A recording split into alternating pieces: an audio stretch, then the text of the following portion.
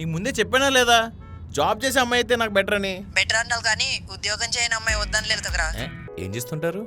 నేను మీ నాన్నగారు బిజినెస్ చూసుకుంటున్నారని కదా మీరు. And by the way I know అది జస్ట్ ఫర్ నేమ్స్కే కదా. అది కాదండి. అంటే నాకు తెలుసులేండి, నేను ఒక ఆడిటర్ని. ఒక్కల పేరు మీదే అన్ని బిజినెస్లో ఉంటే ట్యాక్స్లు ఎక్కువ పడతాయని చెప్పి పిల్లల పేరు మీద పెడుతుంటారు. యాక్చువల్లీ మీరు డిగ్రీ చేసినట్టున్నారు కదా? మాస్టర్స్ చేశాను. మరి ఏంటండి మీరు మాస్టర్స్ చేసి మరీ ఖాళీగా ఉంటానంటారు? ఇండిపెండెంట్గా ఉండండి, మీ కాళ్ళ మీద మీరు నిలబడండి. ఆ ఫీల్ ఆ మజా డిఫరెంట్ ఉంటుంది అసలు. ఫైనాన్షియలీ స్ట్రాంగ్ ఫ్యామిలీ ఉన్నప్పుడు నేను జాబ్ ఎందుకు చేయాలండి? అయినా అవసరం లేని జాబ్ తీసుకుని ఎవరికైతే నిజంగా అవసరమో వాళ్ళ నుంచి ఆ జాబ్ తీసుకుంటాం ఫేరా? మరి మీకు లైఫ్లో ఎలాంటి అంబిషన్స్ అవి లేవా? ఎందుకు లేదు? పెళ్ళైపోయాక హ్యాపీగా ఇంట్లో హస్బెండ్తో పిల్లలతో ఒక మంచి అట్మాస్ఫియర్ క్రియేట్ చేయాలి. హస్బెండ్ అండ్ పిల్లల మధ్యలో ఒక స్ట్రాంగ్ బాండ్ని బిల్డ్ చేసి ఒక హ్యాపీ వైఫ్గా ఒక హ్యాపీ హోమ్ని బిల్డ్ చేయాలి. ఇదే నా అంబిషన్. ఇందాకేమన్నావు రేణు? నేను మారిపోయినా? అప్పుడొకలాగా ఇప్పుడొకలా ఉన్నానా? అవును, నువ్వు చెప్పింది కరెక్టే. నేను మారిపోయాను. ఎవరి వల్ల మారాను? నీ వల్ల మారాను. నీకు గుర్తుందా ఫస్ట్ టైం మనం కలిసినప్పుడు నువ్వేం చెప్పావు? నాకు జాబ్ చేయడం ఇష్టం లేదన్నావు, ఫ్యామిలీ అన్నావు, స్ట్రెంత్ అన్నావు. అవన్నీ ఎక్కడికి వెళ్ళిపోయాయి? పెళ్ళైన 1 yearకే నీ ఐడియాలజీ మారిపోయింది. జాబ్ అంటున్నావు, ఇండిపెండెంట్ అంటున్నావు, సెపరేట్గా ఉంటున్నావు. అసలు ఏంటి రేణు ఇది?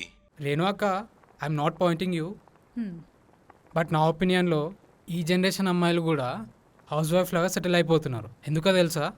వాళ్ళకి రియల్ వరల్డ్ ఫేస్ చేసే ధైర్యం లేదు.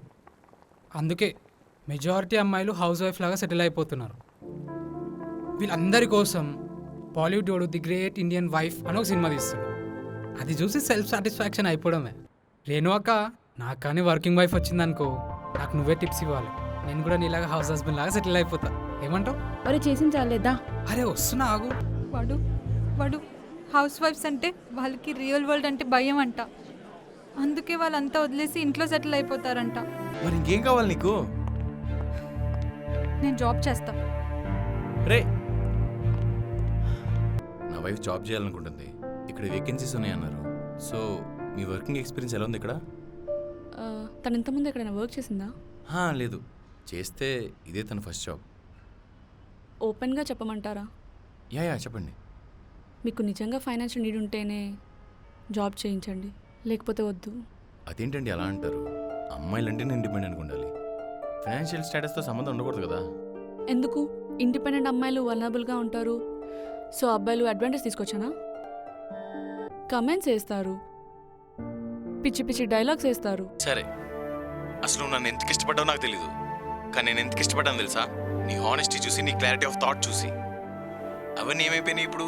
మొత్తం పొల్యూట్ అయిపోయావు రేణు. నువ్వు కన్ఫ్యూజ్ అవుతూ నన్ను కన్ఫ్యూజ్ చేస్తున్నావు. But I still love you, I care for you. అసలు ఎక్కడ తప్పు జరిగిందో నువ్వే ఎగ్జామిన్ చేసుకో.